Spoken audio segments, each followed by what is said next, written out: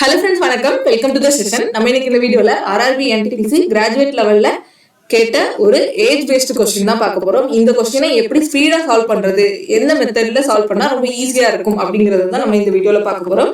ரொம்ப ஈஸி தான். நான் 2 ஸ்டெப்ல தான் உங்களுக்கு இந்த கொஸ்டினுக்கான சொல்யூஷன் கொடுக்க போறேன். ஸோ வாங்க கொஸ்டின்குள்ள போலாம். ஸோ செஷனுக்குள்ள போலாம். ஸோ கொஸ்டின் என்ன அப்படின்னா, Aravind is now 40 years old, Asha is 25 years old. Now அப்படிங்கிறது பிரசன்ட். அப்போ அரவிந்தோட பிரசன்ட் ஏஜ் அப்படி என்ன அப்படின்னா 40, ஆஷாவோட பிரசன்ட் ஏஜ் வந்துட்டு 25. சரியா? இது அரவிந்தோட பிரசன்ட் ஏஜ், ஆஷாவோட பிரசன்ட் ஏஜ் வந்துட்டு 25. கொஸ்டின் என்ன கேட்டிருக்காங்கன்னு பாருங்க. how many years ago, எத்தனை வருஷத்துக்கு முன்னாடி, from now அப்படின்னா இப்பத்துல இருந்து, இந்த பிரசன்ட் ஏஜ்ல இருந்து எத்தனை வருஷத்துக்கு முன்னாடி ஆஷாவோட ஏஜை விட அரவிந்தோட age, Aravind age was 4 times as old as Asha.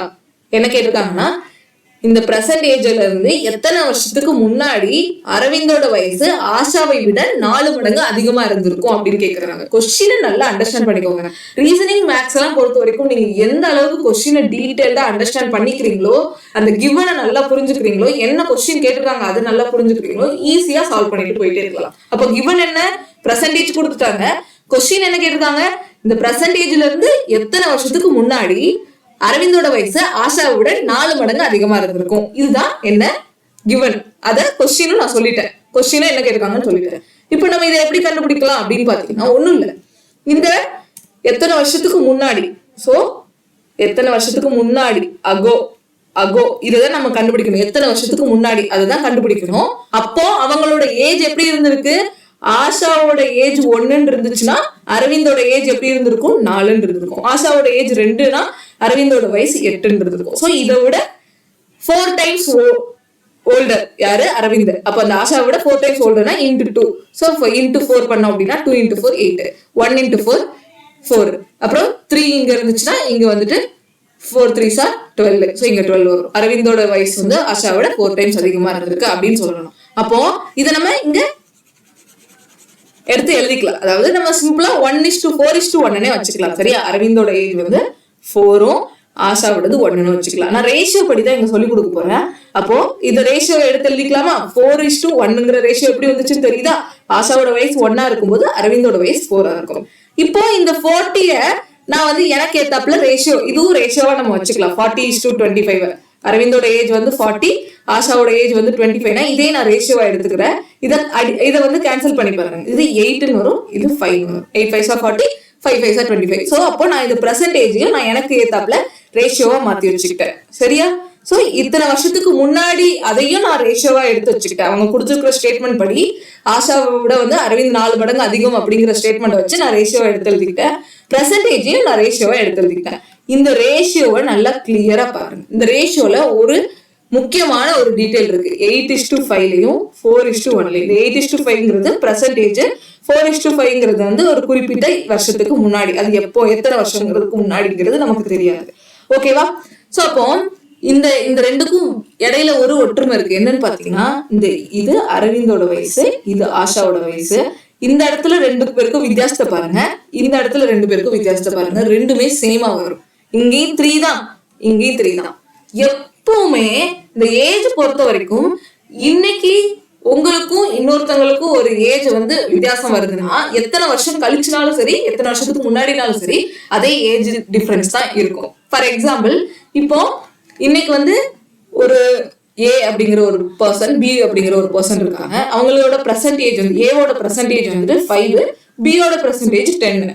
சரியா? இப்ப இவங்க 2 பேருக்கு இடையில என்ன ஏஜ் வித்தியாசம் இருக்குது, 5 தான் இருக்கு. அதே இதுல இருந்து ஒரு 5 வருஷம் கழிச்சு, இது வந்து பிரசன்ட் வச்சுக்கோங்க, ஒரு 5 வருஷம் கழிச்சு இந்த ஏக்கு எத்தனை வயசு இருந்திருக்கும், 10. பிக்கு எத்தனை வயசு இருந்திருக்கும், 15. ஓகேவா? ஒரு 5 வருஷம் கழிச்சு ஏக்கு 10 வயசும் பிக்கு 15 வயசும் இருக்கும். இப்ப இவங்களோட வித்தியாசத்தை பாருங்க, அதே 5 தான்.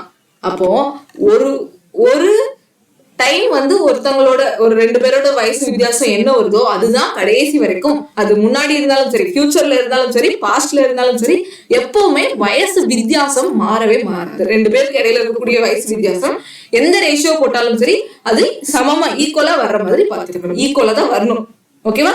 இந்த பிரசன்ட்ல 5 வயசு வித்தியாசம் இருந்துச்சுன்னா 5 வருஷம் கழிச்சும் 5 வயசு தான் வித்தியாசம் இருக்கும், 5 வருஷத்துக்கு முன்னாடியும் அதே 5 வருஷம் தான் வித்தியாசம் இருக்கும். சோ அப்ப இதை ரொம்ப கிளியரா புரிஞ்சுக்கணும். ஓகேவா?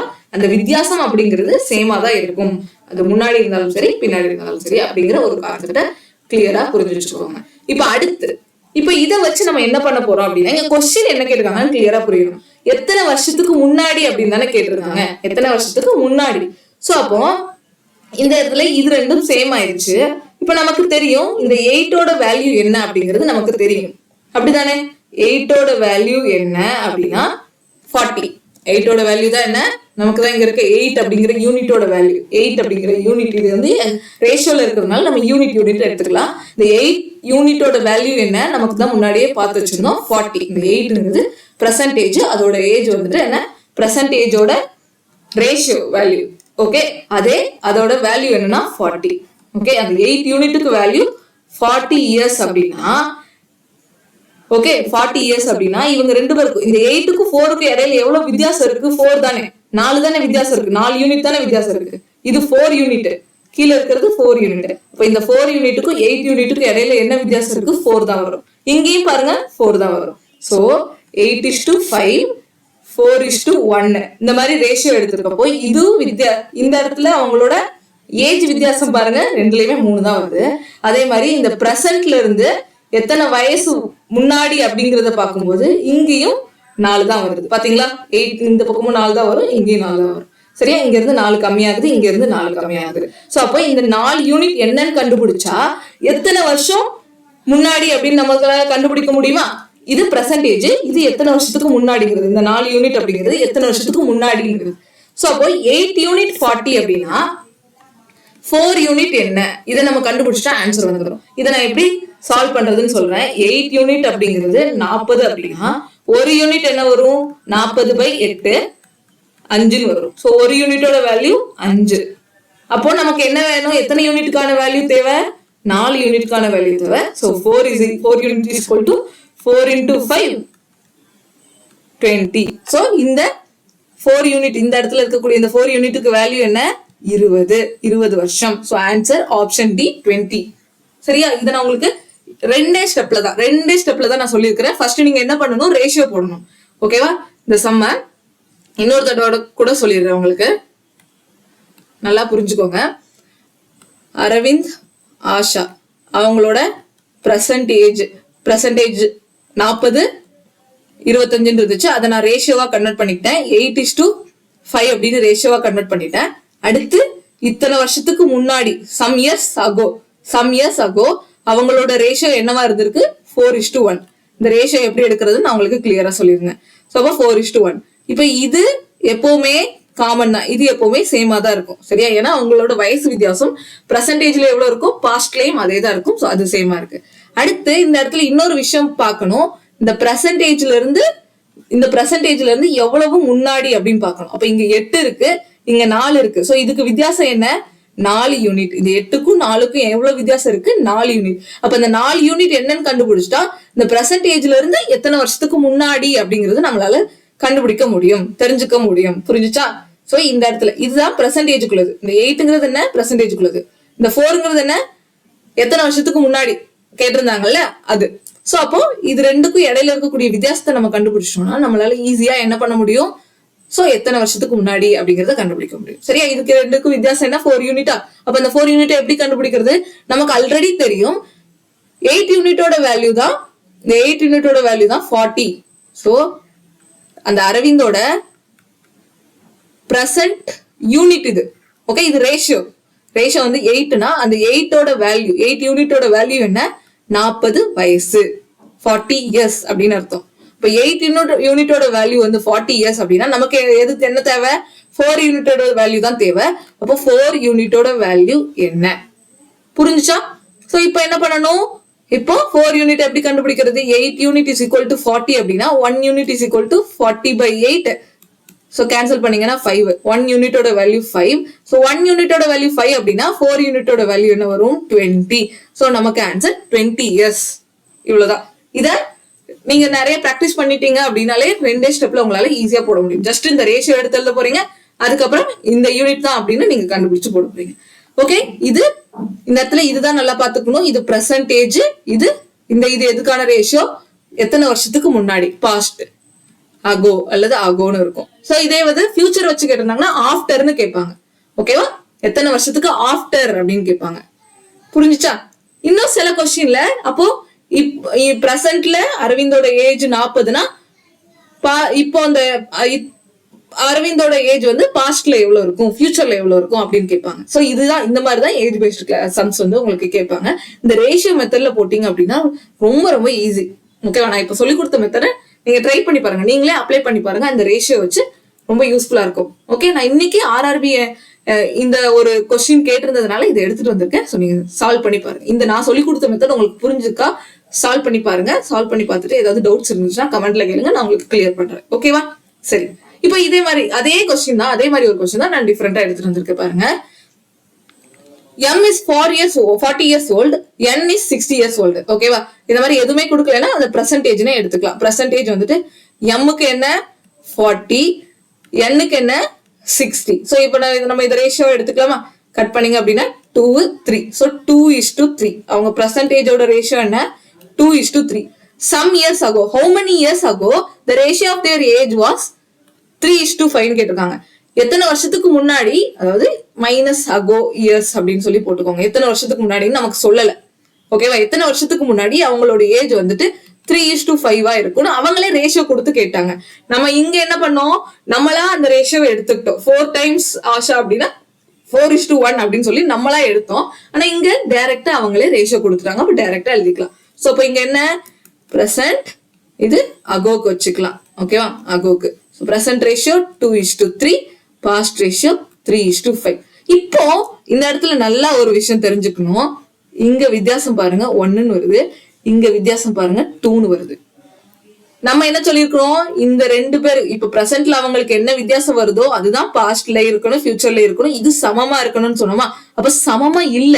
சோ சமமா இல்ல அப்படின்னா நான் என்ன பண்ணணும் அப்படின்னா சமமா ஆக்கணும். சமமா ஆக்குறதுக்கு என்ன பண்றது, இங்க மேல இருக்கக்கூடிய இந்த 1-ஐ வச்சு கீழே மல்டிபிள் பண்ணணும், இந்த கீழே இருக்கக்கூடிய 2-ஐ வச்சு மேல மல்டிபிள் பண்ணணும். மேல மல்டிபிள் பண்ணா இந்த 2 கூட மல்டிபிள் பண்ணணும். ஓகேவா? அதே இந்த 1-ஐ வச்சு இந்த 2 ரேஷியோ கூட மல்டிபிள் பண்ணணும். சோ அப்படி பண்ணோம் அப்படின்னா நமக்கு ஒரு புது ரேஷியோ ஃபார்ம் ஆகும். அப்படித்தானே? சோ அப்போ இங்க மேல 2-ஆல மல்டிபிள் பண்ணணும், இங்க 1-ஆல மல்டிபிள் பண்ணணும் கீழே இருக்கக்கூடிய ரேஷியோ. சோ அப்படி பண்ணோம்னா 2 into 2 4, 2 into 3 6. சோ அப்போ புது ரேஷியோ உருவாயிருக்கு. அடுத்து கீழே இருக்கிறத 1 கூட மல்டிபிள் பண்ணோம், அதுதான் அதே 3:5 தான் வரும். இப்ப இதை கம்பேர் பண்ணி பாருங்க. 4க்கும் 6க்கும் இடையில இருக்கக்கூடிய வித்தியாசம் 2, 3க்கும் 5க்கும் இடையில இருக்கக்கூடிய வித்தியாசம் 2. அப்ப நான் ரெண்டையும் வித்தியாசத்தை சமமா கொண்டு வந்துட்டேன். இங்க நான் செக் பண்ணும்போது எனக்கு அந்த வித்தியாசம் சேமா தான் இருந்துச்சு. இங்க 3 தான் இருந்துச்சு, இங்கேயும் 3 தான் இருந்துச்சு. அதனால நம்ம டைரக்டா கால்குலேட் பண்ணி போட்டோம். ஆனா இங்க எனக்கு சேமா வரல. நீங்க ஒண்ணு புரிஞ்சுக்கணும், சேமா வந்தே ஆகணும். அப்படி சேமா வரலைன்னா நீங்க சேமா ஆக்கணும். அதுக்கு என்ன ஸ்டெப் சொல்லிருக்கிறோம், கீழே இருக்கக்கூடிய இந்த 2-ஐ வச்சு மேல இருக்க ரேஷியோ 2-ஐயும் மல்டிபிள் பண்ணிக்கணும், மேல இருக்கக்கூடிய நம்பரை வச்சு கீழே இருக்கக்கூடிய 2 ரேஷியோவையும் மல்டிபிள் பண்ணிக்கணும். அப்ப பண்ணிட்டோமா? இப்ப சமமாயிருச்சா? சமமானதுக்கு அப்புறம் இங்க டிஃபரன்ஸ் பாருங்க. நமக்கு என்ன தேவை, இந்த பிரசன்ட்ல இருந்து எத்தனை வருஷத்துக்கு முன்னாடி தானே கண்டுபிடிக்கணும். அப்ப இந்த வித்தியாசம் கண்டுபிடிச்சா போதும். இந்த வித்தியாசம் நமக்கு என்ன இருக்கு, 1 இருக்கு. இங்கேயும் பாருங்க 1 இருக்கு. சோ அப்ப அந்த 1 யூனிட் என்னன்னு கண்டுபிடிச்சா நமக்கு ஆன்சர் கிடைச்சிருமா? சோ இப்போ எப்படி கண்டுபிடிக்கிறது, நமக்கு கிவன்ல என்ன இருந்துச்சு, இந்த 4 யூனிட்டோட வேல்யூ தான் என்ன 40 அப்படின்னு இருந்துச்சா, 40 இருந்துச்சா? சோ அப்ப இந்த 4 யூனிட்டோட வேல்யூ 40 அப்படின்னா 1 யூனிட்டோட வேல்யூ என்ன வரும், 40/4 10 வரும். சோ 1 யூனிட்டோட வேல்யூ 10 அப்படின்னா எனக்கு என்ன வேணும், 1 யூனிட் தானே இங்கேயும் கொஸ்டின் கேட்டிருக்காங்க. சோ அப்போ 10 இயர்ஸ் தான் ஆன்சர். ஆப்ஷன் டி 10 தான் ஆன்சர். புரிஞ்சுச்சா? இவ்வளவுதான். இந்த ரேஷியோவை நீங்க கிளியரா அண்டர்ஸ்டாண்ட் பண்ணிக்கணும், உங்களுக்கு ஆன்சர் ஈஸியா வந்து. புரிஞ்சுச்சா? 4 யூனிட், இந்த இடத்துல யூனிட் நான் எப்படி எடுத்துக்கிறேன், இந்த 4 யூனிட் தான் 40 இயர்ஸ் அப்படின்னா அதானே பெர்சன்டேஜ், இந்த 4 யூனிட் தானே பெர்சன்டேஜோட வேல்யூ.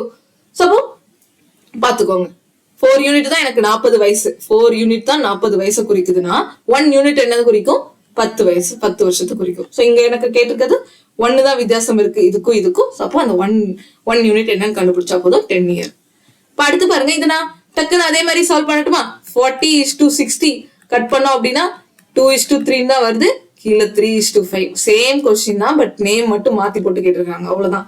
Same question. நீங்க இந்த கொஸ்டினை வந்து நீங்களே சால்வ் பண்ணி பாருங்க. புரிஞ்சுச்சா? இவ்வளவுதாங்க ரேஷியோ. ஏஜ் பேஸ்டு சம்ம இந்த மாதிரி ரேஷியோ மெத்தட்ல சால்வ் பண்ணீங்கன்னா சிம்பிளா சால்வ் பண்ணிட்டே போயிட்டே இருக்கலாம். இப்போ எனக்கு இது வித்தியாசமா இல்ல, இங்க 1 இருக்கு, இங்க 2 இருக்கு, அப்ப நான் இதை வந்து சேமா ஆக்கணும். அப்ப இந்த 2 வச்சு இதை மல்டிபிள் பண்ணணும். 4:6. இந்த 1 வச்சு இங்க மல்டிபிள் பண்ணனா அதே 3:5. இப்போ எனக்கு இங்க சமமாயிரும். சமமானதும் இதுக்கான வித்தியாசம் நான் கண்டுபிடிச்சிட்டேன் அப்படின்னா அதுதான் அந்த how many years ago அப்படிங்கிறது. இத்தனை வருஷத்துக்கு முன்னாடி இவங்களோட ஏஜ் எப்படி இருந்துச்சுன்னு சொல்லிட்டு. ஓகேவா? அடுத்து இன்னும் நிறைய ஏஜ் பேஸ்ட் சம்லயே வந்துட்டு நிறைய கொஸ்டின்ஸ் இருக்குது. அது எல்லாத்தையும் நான் உங்களுக்கு ஃபியூச்சர்ல உங்களுக்கு அதுக்கான சொல்யூஷன் அந்த ஏஜுக்குன்னு சொல்லிட்டு என்ன டைப்லாம் இருக்கும் அது எல்லாத்துக்கும் நான் உங்களுக்கு சிம்பிளா ஈஸியா ஷார்ட்கட்டோட எப்படி சால்வ் பண்றதுங்கிறதெல்லாம் நான் உங்களுக்கு சொல்லி கொடுக்குறேன். ஓகேவா? சரியா? சோ இதோட இந்த செஷன் முடிச்சுக்கலாம். இந்த கொஸ்டின்கான சொல்யூஷன் வேணும் அப்படின்னா நீங்க எவ்வளவுக்கு சப்போர்ட் பண்றீங்களோ அந்த அளவுக்கு எனக்கு அது மோட்டிவேஷனா இருக்கும். ஸோ நான் இதே மாதிரி இன்னும் செஷன்ஸ் கொண்டு வருவேன். இன்னைக்கு நான் எடுத்த இந்த கான்செப்ட் உங்களுக்கு புரிஞ்சிருக்கா? இது ஈஸியா இருக்குதா? நான் சொன்ன மெத்தட் வந்து ஈஸியா இருக்காங்கிறது நீங்க எனக்கு கமெண்ட்ல பண்ணுங்க. ஓகேவா? ஸோ ஏன்னா இது எக்ஸாம்ல ரீசனிங்ல கேட்டிருக்கக்கூடிய கொஸ்டின் நம்ம எக்ஸ்பெக்ட் பண்ணலாம். இந்த மாதிரி ஏஜ் பேஸ்டு கொஸ்டின்ஸ் வந்துட்டு எக்ஸாம்ல வரும் அப்படிங்கிறது. ஓகேவா? ஸோ இந்த கான்செப்ட் மறந்துடாதீங்க. ரேஷியோ வச்சு இந்த இடத்துல முக்கியமான ஒரு விஷயம் நான் ஆல்ரெடி சொன்ன மாதிரி தான், இந்த வித்தியாசம் கரெக்டா இருக்கணும். 2 பேரோட வித்தியாசம் நீங்க பார்த்து போடும்போது அது சமமா இருக்கணும். இதே மாதிரி உங்களுக்கு எஸ்எஸ்சி அண்ட் எந்த எக்ஸாம்லயுமே எந்த மாதிரியான ஏஜ் பேஸ்டு சம்ஸ் வந்தாலும் நான் உங்களுக்கு இந்த கொடுத்த மெத்தடை வச்சு சால்வ் பண்ணி பாருங்க. ஈஸியா இருக்கும். இதுலயே இன்னும் நிறைய கொஸ்டின்ஸ்லாம் இருக்கு, அதெல்லாம் நான் உங்களுக்கு எடுத்துட்டு வரேன். ஸோ சப்போர்ட் பண்றதை பொறுத்து. ஓகே, எப்போ வந்து ஒரு 500க்கு மேல கிராஸ் ஆகுதோ எந்த அளவுக்கு நீங்க கமெண்ட் பண்றீங்களோ அதை பொறுத்து வந்துட்டு நான் இதே ஏஜை இன்னும் கிளியரா இன்னும் இதுலயே வித்தியாசமான சம்ஸ்லாம் இருக்குது. உங்களுக்கு அந்த சம்ஸோட சொல்யூஷன் இந்த மாதிரி ட்ரிக் இந்த மாதிரி ரேஷியோ பேஸ்ல வேணும் அப்படின்னா சொல்லி கமெண்ட் பண்ணுங்க. கண்டிப்பா நான் உங்களுக்கு எடுத்து கொடுக்குறேன். தேங்க்யூ, பாய். ஓகே.